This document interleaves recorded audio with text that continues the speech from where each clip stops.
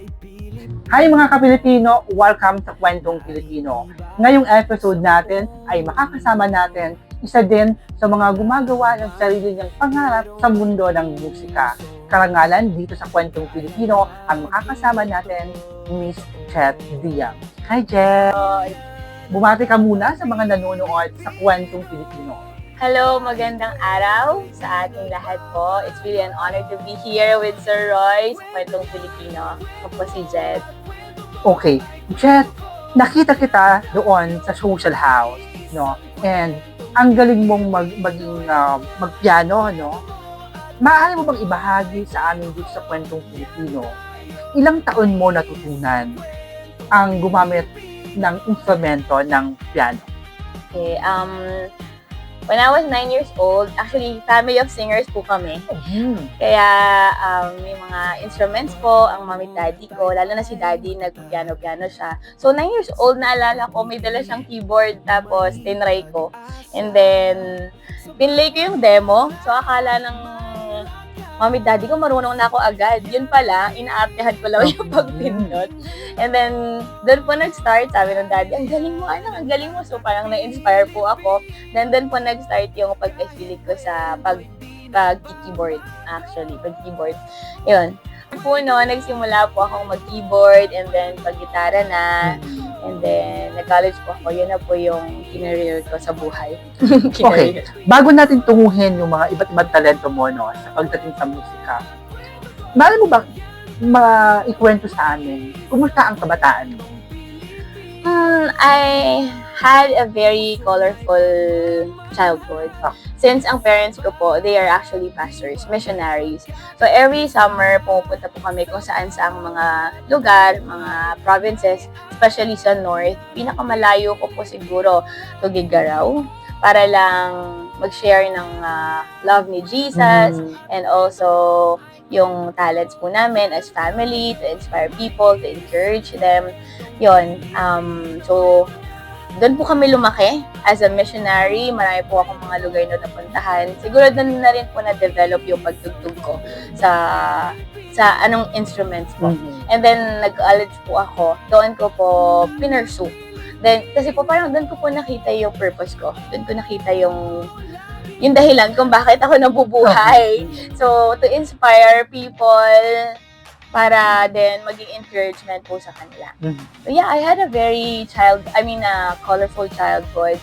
Yun nga lang, madalas wala din po yung parents ko since they are missionary. Ako po yung panganay. Ako yung naiiwan sa mga kapatid ko. So kasama na din po sa pagiging makulay na childhood, taga-alaga ng bata, taga-asikaso po ng mga kapatid. Yan po. Okay, nabanggit mo kanina, no, ang iyong mga magulang ay missionary. Sa mura mong edad, paano mo naunawaan ang ganoong uri ng paglilingkod ng magulang mo? I actually saw the faithfulness of God sa family ko po, especially sa parents ko. Kasi kung iisipin po, wala po talaga kaming source of income. Wala pong full-time po kasi si daddy as pastor and missionary.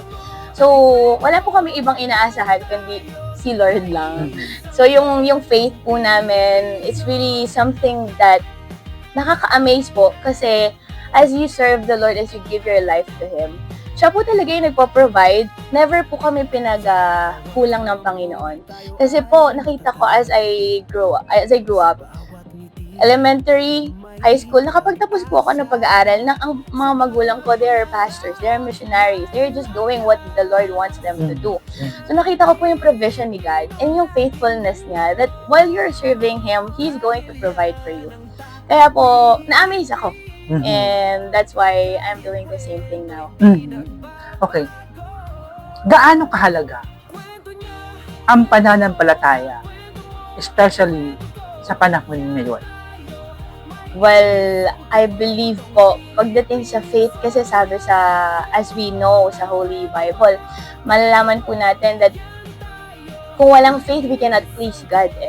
So, kailangan po ng faith mo kay Lord. You have to believe, even you don't see anything yet, even you don't feel anything. As you believe in God, as you believe on His promises, I believe God is going to do what He had promised.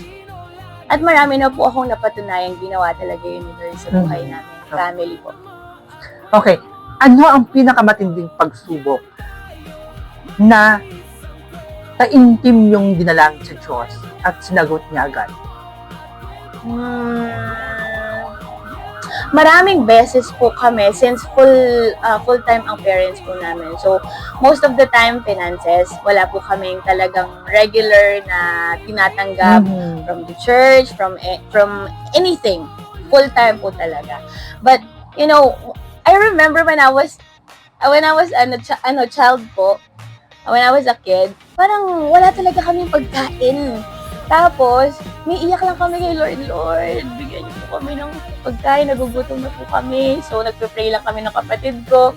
Tapos maya-maya, may kumakatok na. May dala-dalang ulam, may dala-dalang kanin.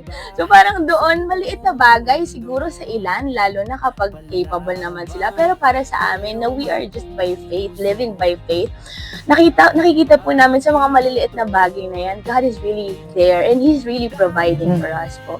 Hanggang sa lumaki kami, like what I've said, wala pong source of income yung parents ko talaga na regular job. Pero, nakapagtapos po kami ng college. It's really amazing. It's actually, for me, it's a miracle from God kung saan kami alam mo yung tuition fee and all, kahit na every exam, promissory note po sa umpisa. Pero po, nakakatapos po kami ng yearly, and not just nakakatapos, kundi with flying colors. Nakakatuwa, no? Ako naniniwala talaga ako na pag malakas ang pananampalataya mo, lahat nakakayang lagpasan. Especially na yung typical na problema pagdating sa pinansyal, di ba? Ito, Jet, ano ang pinakamalaking impluwensya ng magulang mo na habang buhay mo pagmamalaki, ibahagi sa kapwa mo? I really saw the faithfulness of God. Lalo na po sa parents ko na never po silang tumalikod sa Panginoon. Hindi po sila binigo ni Lord ever since. Sometimes, dumadating po tayo sa struggles na parang minsan panghihinaan ka ng loob, magda-doubt ka, magkakaroon ka ng parang hindi naman totoo yung ginagawa na to, parang nakakapagod. Pero, never ko pong nakita sa parents ko that they stop serving God. Despite of every challenges na naranasan po nila, especially, na nakikita ko po, nahihirapan yung parents, nahihirapan sila. Pero never silang nag-stop na mag-serve kay Lord. Kahit na marami pong nagbabash sa kanila, never naman tayo nawawala ng mga bashers. Sila ang dahilan kung ba tayo sumisikat. Sure. So, yun po, isa sa dahilan, kahit po na nakaka-down na yung iba, yung mga sinasabi ng mga tao. Pero nakita ko po doon, hindi ka mananangan sa mga sinasabi ng tao. As long as you have the Word of God for you, His promises are true, yun po yung mangyayari sa buhay mo. And I really saw how God is moving in our family. Hindi ko po maalala kung paano nagkaroon ng chance yung parents ko, kung paano silang nakakapunta sa iba't ibang bansa. Imagine nyo po yung story namin na they are just pastors. Wala silang pera, lalo na mga Pilipino. Wala pong pera sa pagpapastor. Pero, hindi ko matandaan kung paano, pero God is really made a way for us na makapunta po sa iba't ibang bansa. Imagine mo yon. Ang daddy ko po, just so you know, his testimony, he was a drug addict before.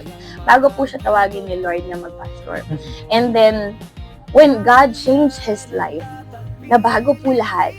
So, yung isang addict na ang tingin ng tao, addict lang yan pero ba't ngayon nasa ibang bansa? Ba't ngayon ganito yung nagiging buhay nila? Wala po kami may pagmamalaki.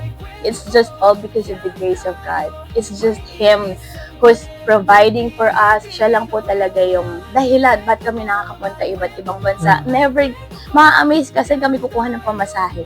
Saan kami kukuha ng pang-visa? Saan kami kukuha ng mga kailangan para sa travel? Nakaka-amaze po talaga. Pero it is really because of His grace and mercy, His love, His faithfulness. Kahit dumadating sa panahon na hindi tayo faithful kay God, yung love niya sa atin hindi nagbabago. His love never fails. Okay. Alam mo, Jet, habang sinasabi mo, no, nandoon ako sa ilalim ng puso ko na taas na mong sinasabi na ang tatay ko dating drug addict. Kapag ito, nung nalaman mo ang ganitong kwento ng buhay ng tatay mo at naiiba na yung pinapakita niya, binabalik niya ng mga magagandang paglilingkod, ano ang unang nararamdaman mo na ang tatay mo ay nagawang magbago dahil sa paglilingkod sa Diyos?